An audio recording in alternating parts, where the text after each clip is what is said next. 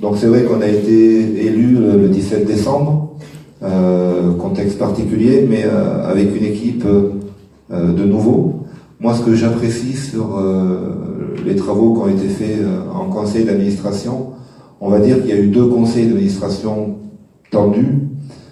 Ensuite, l'ensemble des membres présents ont été dans le même sens. Et ça, c'est important, parce qu'on n'était pas tous avec le même objectif, on n'avait pas tous la même vision au départ, et puis on s'est rendu compte que c'est souvent des problèmes de personnes ou des problèmes d'ego, et que notre seul intérêt, c'est le cyclisme. Et quand on s'est tous réunis autour du projet cyclisme, eh bien, on a tous avancé dans le même sens. Donc, je vais remercier donc Michel Gilbert, Sandrine Aymar, voilà, Gérard Blondel, des gens qui n'étaient pas forcément, ou Jean-Louis Gauthier, qui n'étaient pas forcément dans la même dynamique que nous, mais qui se sont mis au travail et qui ont été dans le sens de l'intérêt du comité. Donc merci à eux. C'est vrai que le mandat a plutôt bien commencé, puisque on était dans ma période préférée, puisque c'est la saison du cyclocross.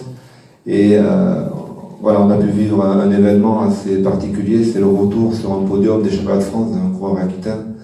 Donc voilà, je vois Gilles Leroux, le papa du coureur, donc Alexandre Leroux. Et pour commencer une mandature, c'est plutôt agréable d'avoir à acheter du champagne et de fêter ça entre nous. Voilà, c'était voilà, le cyclocross aquitain existe. C'est comme les autres disciplines, on n'est pas une terre de piste ou une terre de ci ou une terre de là. Je pense que l'Aquitaine, on a la place par rapport à notre territoire de contenter toutes les disciplines et d'avoir du haut niveau. Donc c'est vrai que Alexandre, ça reste quelqu'un qu'on a accompagné, qu'on a été chercher, qu'on a même été voir sur d'autres épreuves, dans d'autres fédérations. Et je pense que ses parents nous ont fait confiance. Et voilà, je les remercie de la confiance qu'ils nous ont fait. Et j'espère que l'année va être positive. Je pense vraiment qu'il faut qu'on s'approche de ces parents qui amènent les coureurs sur les courses, c'est eux qui font l'effort, c'est pas nous.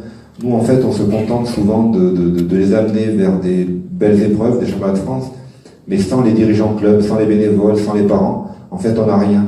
Et c'est vrai qu'on a essayé de mettre ça au centre du projet et d'avoir des rapports le plus proches possible aussi, et de recréer aussi des liens avec les départements. C'est vrai que c'était pas évident à un certain moment, mais recréer des liens entre les éducateurs des départements et l'équipe technique régionale. Donc, c'est peut-être là où j'ai un peu forcé la main à certains, mais je ne regrette pas, parce que s'il n'y a pas de dialogue, il n'y a pas de résultat.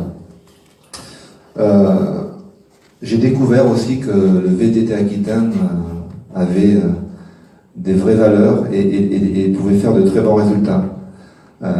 J'ai eu la chance, alors je ne sais pas où est Marina, un jour elle m'a dit je connais quelqu'un qui pourrait s'occuper du VTT. Donc on ne connaissait pas Lionel Fourcade, et c'est quelqu'un qui a pris son job de président de commission à bras le corps. Je disais souvent non.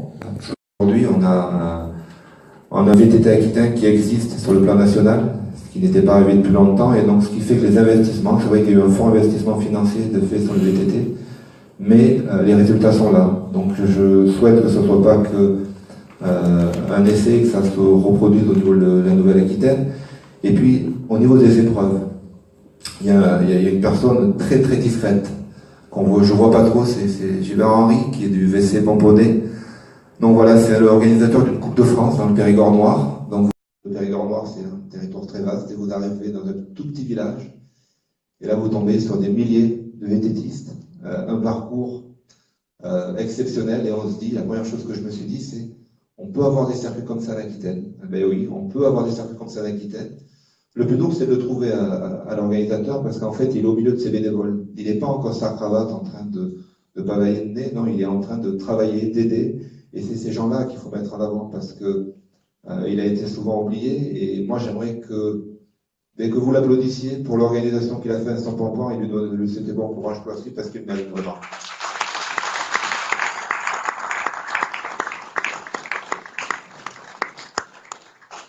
Je ne vais pas faire le tour de tous les endroits où je suis passé, mais j'ai aussi découvert, j'ai beau avoir un passé dans le cyclisme assez important, je ne connaissais pas toutes les disciplines. Le polo vélo. Alors le polo vélo, ça peut paraître, voilà, ça parle pas à tout le monde, mais j'ai été accueilli alors, par Malou Castilla. Donc voilà, une dame qui était très contente que je sois là, qui m'a, voilà, j'ai reçu mon petit cadeau en arrivant, j'ai pu donner le coup d'envoi d'un match. Et je me suis rendu compte qu'en fait, je serais incapable de faire du polo vélo parce que c'est quand même un sport assez technique et il faut savoir déjà tenir sur un vélo, hein, ce que je sais pas trop faire des fois. Donc, et puis il y avait une demande de prêt de camion et c'est vrai que jusqu'à maintenant, c'était quelque chose qui était de l'allocation du comité.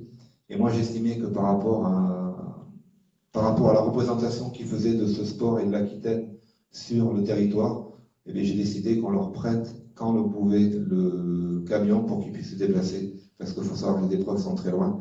Et Alex Lesca aussi, le président de la Commission nationale, m'avait incité à le faire, et voilà, on a été dans ce sens-là, et merci à eux, merci de l'accueil qu'ils m'ont fait. Voilà, le polo vélo, c'est un sport.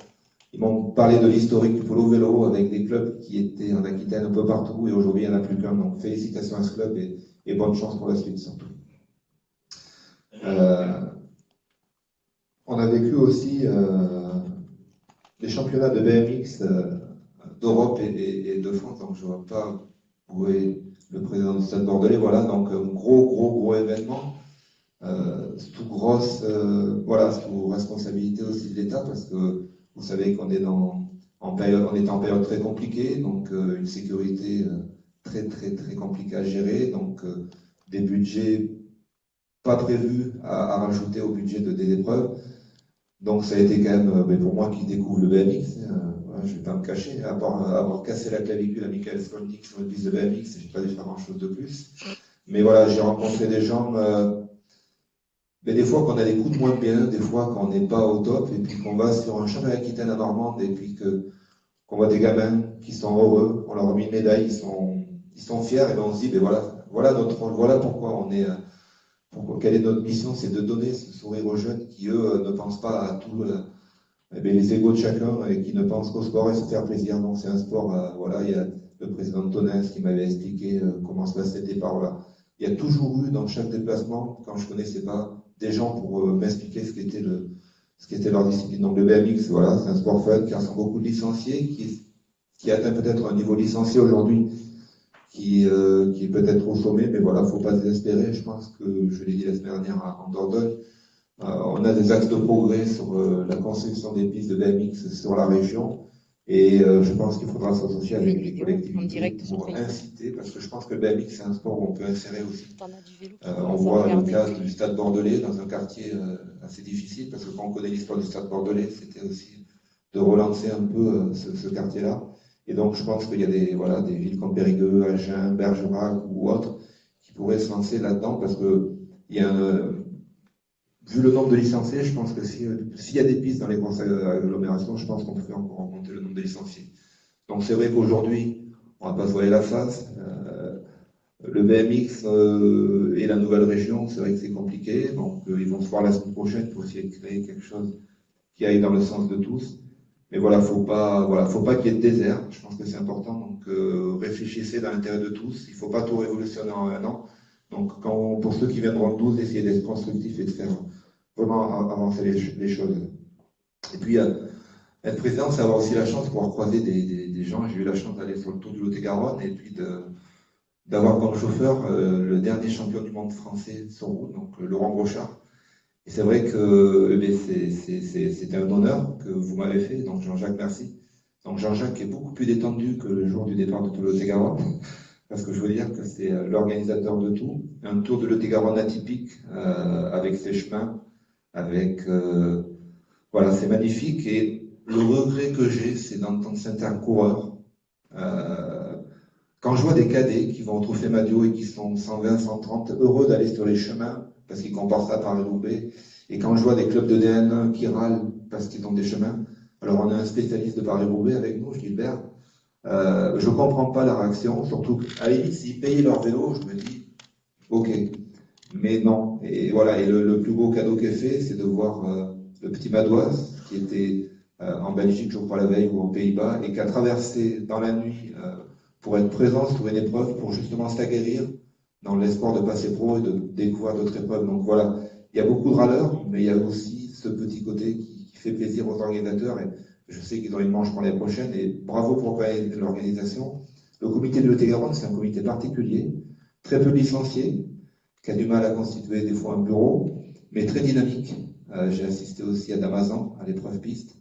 Voilà, ils sont très dynamiques, ils vont de l'avant, ils regardent pas ce qui va pas, ils essaient de voir ce qui va et d'avancer, et donc je les félicite. Et bravo Jean-Jacques pour le travail que vous faites avec Philippe et Gilles.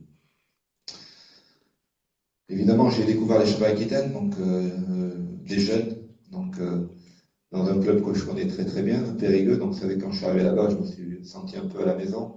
Voilà, de belles épreuves, un beau circuit, une belle organisation. C'est vrai que Périgueux, j'entends souvent des clubs râler en disant c'est toujours eux. Voilà, la Dordogne a souvent les championnats, c'est ce qu'on entend souvent, et Périgueux aussi les récupère. Moi, je suis d'avis que les championnats, ils tournent, il suffit de le vouloir, il faut une volonté. Je pense qu'aussi, nous, dans la future Nouvelle-Aquitaine, pour les nouveaux dirigeants, il faudra revoir le cahier des charges, parce que demain, il faut que les championnats ils soient accessibles à tout le monde, il faut qu'ils se déplacent sur le territoire pour que tout le monde s'y reconnaisse. Mais voilà, un beau championnat de jeunes, des gamins, voilà, je me rappelle d'un championnat minime, un petit gamin insouciant qui attaque à 2 tours de l'arrivée, on se dit il est fou, qui à 200 mètres de l'arrivée prend son bidon, boit et il passe la ligne, voilà des trucs. L'inconscience des gamins, cette insouciance, voilà, c'est ça qui fait plaisir dans ce sport. Voilà une belle organisation, un bon moment. Et voilà, j'incite tous les organisateurs à postuler au championnat, surtout l'année prochaine. Avec la coordination, on a décidé aussi de modifier un peu le système en disant qu'on fera donc 2 championnats, un jeune, un des grands, mais ça sera des journées vraiment consacrées à ça, donc les 3 EPC le matin, et vous me dites Pascal ou ceux qui sont là si je me trompe, mais de faire des journées cyclistes où on pourrait avoir entre 200 et 350 coureurs sur une journée, parce que demain, ce qu'attendent les collectivités, et on le voit avec ce qui se passe avec les fédérations infinitaires, c'est d'avoir du nombre. Et si ce nombre, nous, on n'arrive pas à le créer, on va continuer à perdre des courses et on va continuer à perdre des licences. Donc on a tout intérêt à dynamiser et à montrer aux collectivités qu'on va de l'avant et qu'on leur donne un produit vraiment conséquent. Je reviens sur BMX, c'est vrai que le Challenge France à Vincent, voilà, je ne connaissais pas non plus, grosse épreuve. Première course où le maillot de la Nouvelle-Aquitaine est apparu, puisque un certain nombre de coureurs ont porté le maillot de la Nouvelle-Aquitaine, c'était une idée de la coordination. Et pareil, j'ai découvert une piste magnifique, un endroit assez sympa qui peut accueillir d'autres épreuves. Donc c'est vrai que je sais qu'ils souhaitent aller plus loin au niveau de Médoc BMX. Et je pense que voilà, ils ont le site qui permet d'accueillir de gros événements. Donc il faut les encourager. Voilà, je ne vais pas faire le tour parce que bon, puis il y a des moments sympas aussi comme à la Tomate ou un coureur comme Anthony Langella vous rend hommage, c'est vraiment aussi c'est peut-être tout bête, mais des moments. L'année n'a pas été facile, hein, je ne vais pas dire ça, mais c'est vrai que c'est des paroles qui vous donnent envie d'aller plus loin. Je vais faire un petit mot sur la fusion et déjà remercier donc Patrick Saint-Martin, Gérard Blondel, Anne-Marie, qui avec moi ont participé à la majorité des réunions de coordination. Alors nous, on était déjà 3 à découvrir ce qui se passait là-bas. On est arrivé dans un contexte assez particulier, on va le dire. Il a fallu qu'on apprenne, qu'on reprenne les dossiers. On avait la chance dans cette coordination d'avoir quelqu'un qui connaît le cyclisme sur le bout des doigts, c'est Jean-Serge Grand. Je pense que si demain on arrive à cette fusion, ça sera le principal artisan de cette fusion. Et moi, ce que je voudrais dire, c'est que on voit l'implication d'une région quand on voit le résultat de ses votes. 100% des clubs présents à l'Assemblée Générale du Lunézan ont validé le traité de fusion. Un comité plus petit que le nôtre, qui se fait absorber. Donc le mot absorber, ça peut vous paraître rien, mais c'est quand même assez violent. Et Jean-Serge a su faire passer le message pour que tout se passe bien en Limousin, et je le félicite et je vous demande de l'applaudir parce que c'est vraiment le grand partisan de ce sujet.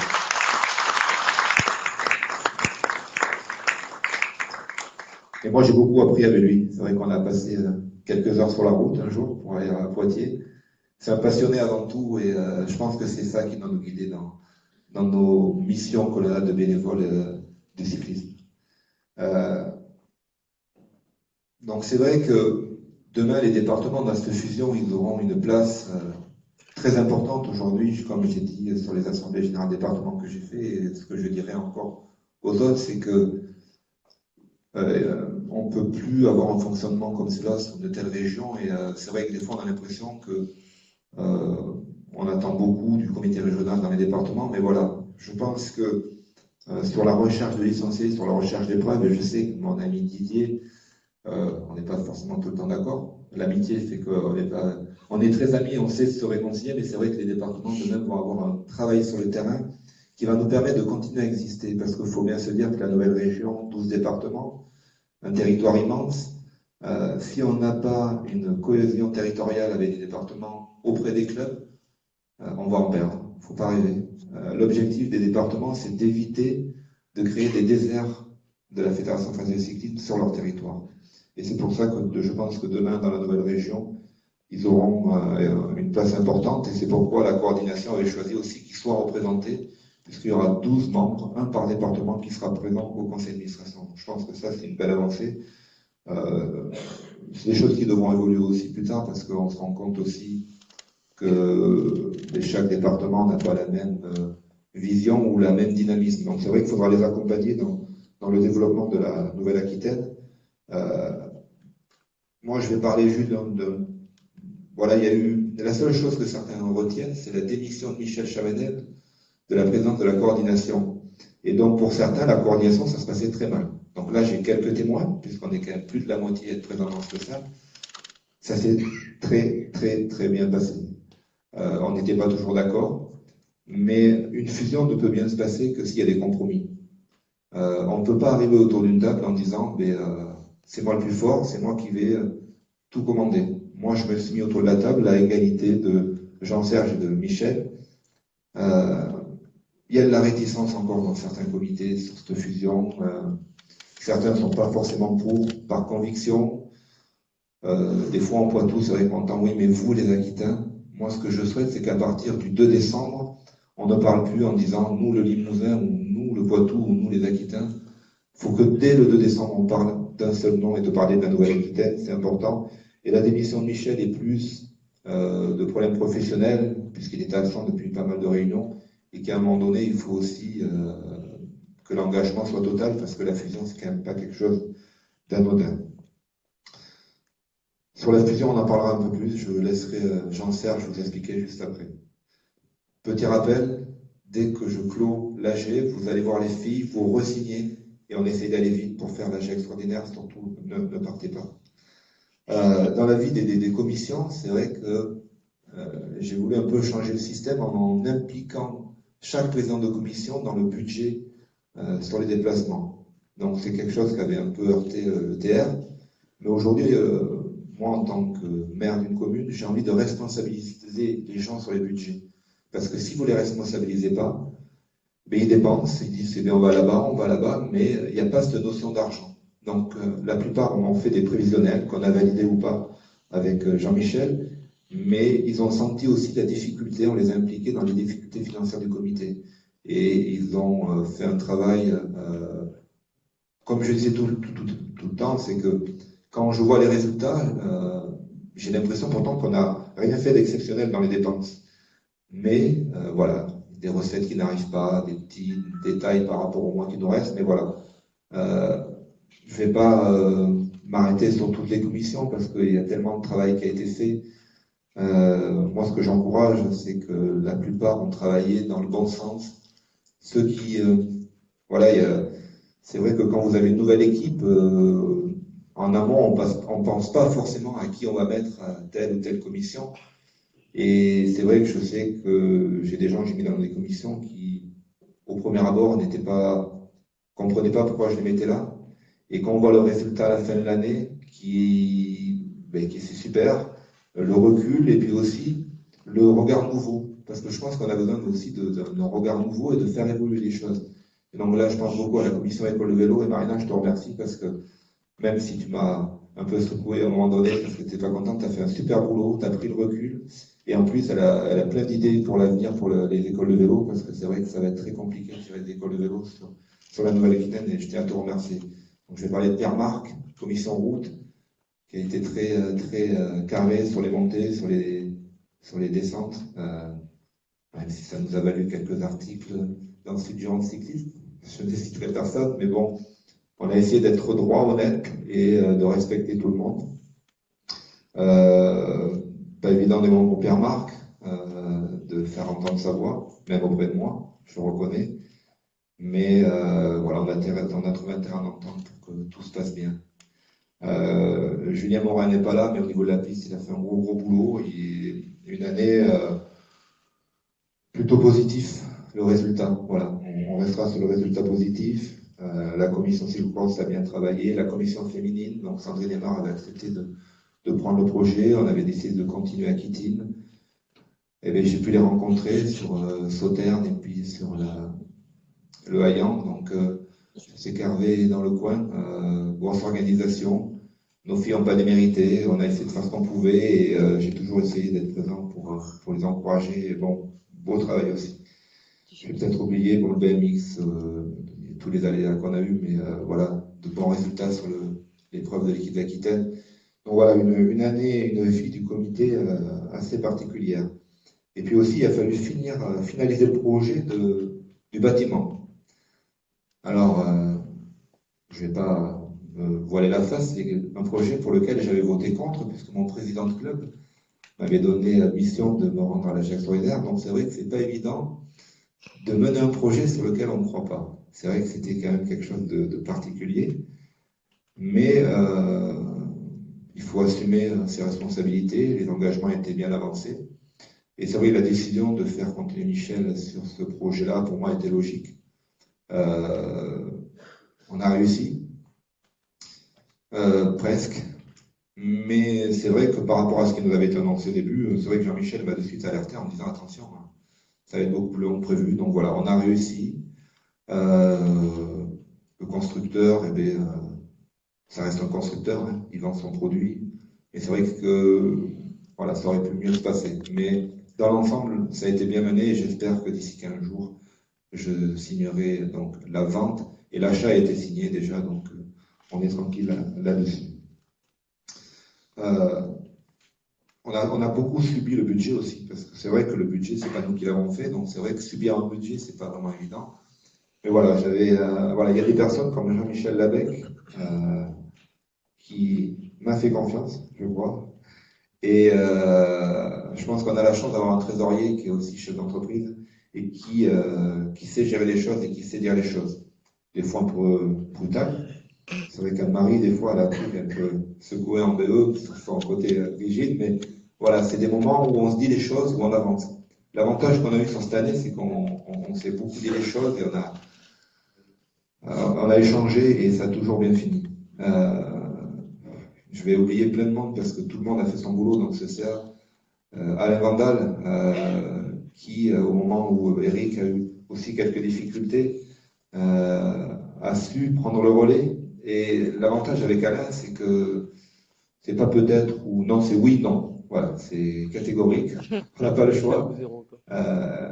Et c'est vrai que j'ai passé mon temps cette année à jamais prendre les décisions tout seul. J'écrivais des fois des mails tard le soir à mon BE pour avoir leur avis. Et c'est vrai que l'avis d'Alain, eh bien, il est clair. Et je te remercie Alain pour l'investissement que tu as eu parce que c'était pas forcément évident et tu as tenu ton rôle et je te remercie. Je pourrais parler encore de plein de monde, de tous ceux qui ne sont aussi pas là, mais Sophie. Alors Sophie, c'est un peu le travail dans l'ombre, elle n'aime pas être trop mise en avant, mais c'est aussi la personne qui sait redynamiser aussi quand elle sent que ça va pas ou rassurer. Donc je la remercie et puis elle a pris en main aussi l'organisation de stagiaires avec les salariés et on s'en sort pas trop mal. Un mot pour les salariés aussi. Je suis pas évident. Je suis un peu, je sais pas comment vous pourriez me définir, mais c'est vrai que peut-être que ceux qui avaient l'habitude de me connaître comme coureur ou comme ami, puisque j'étais aussi ami, ne me connaissaient pas aussi comme peut-être dirigeant. Donc je suis peut-être un peu rigide.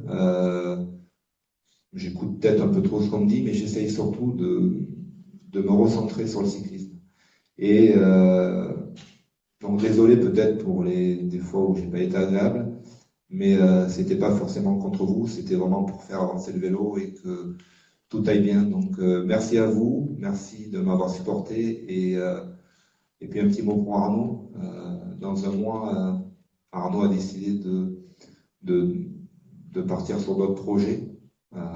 Mais bonne chance à toi et merci pour le travail que tu as pu faire au sein du comité d'Aquitaine.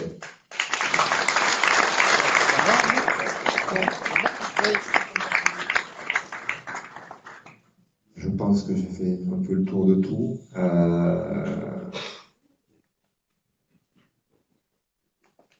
Non. Petit dernier mot, une personne qu'aujourd'hui je ne voudrais pas oublier, c'est Francis Janson. Vous le connaissez tous, on connaît sa voix, on connaît sa manière de nous convaincre sur tout ce qui est médecine. Aujourd'hui, Francis Janson lutte contre la maladie qui l'a rattrapé. Ce qui est impressionnant, c'est ce personnage qui garde le moral, malgré tout. J'aimerais juste qu'on ait une pensée pour ce personnage, mais pas simplement au niveau Aquitaine, parce que je peux vous dire que c'est quelqu'un qui est très important au niveau de la médecine fédérale. Et j'aimerais vraiment un peu d'applaudissements pour lui, qui va le réconforter.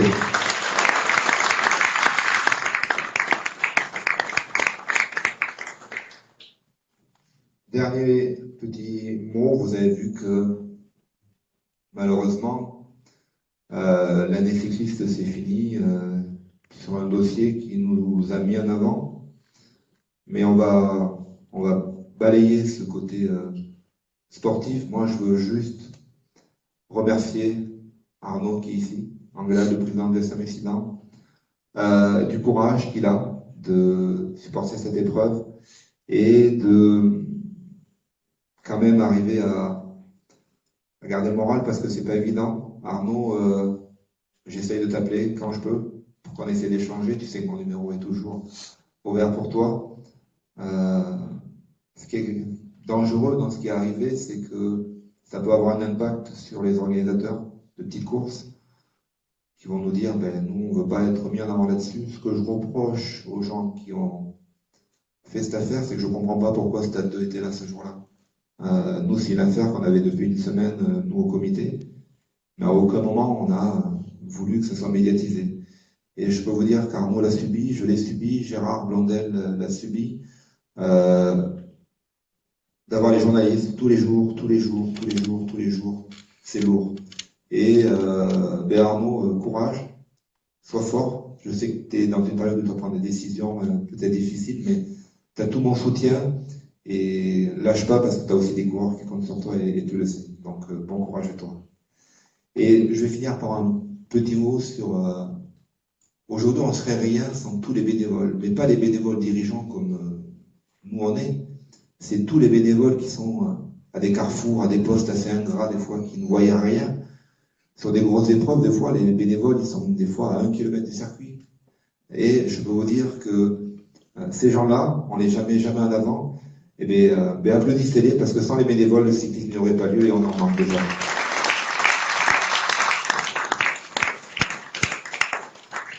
En tout cas, je tiens à remercier tous les clubs qui m'ont accueilli. Je tiens à m'excuser auprès des clubs auxquels j'ai pas pu me rendre sur les épreuves, parce que malheureusement, je ne suis pas comme Jean-Luc Mélenchon, je ne peux pas mettre des hologrammes un peu partout, mais j'ai essayé d'aller voir à peu près toutes les disciplines.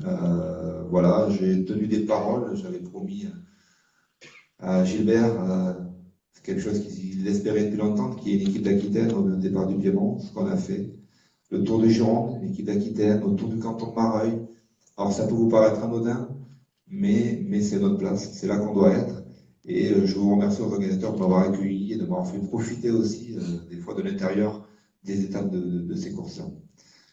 Donc maintenant, on va passer à la pause, une pause qui va vous servir juste à aller signer. Ce que je veux vous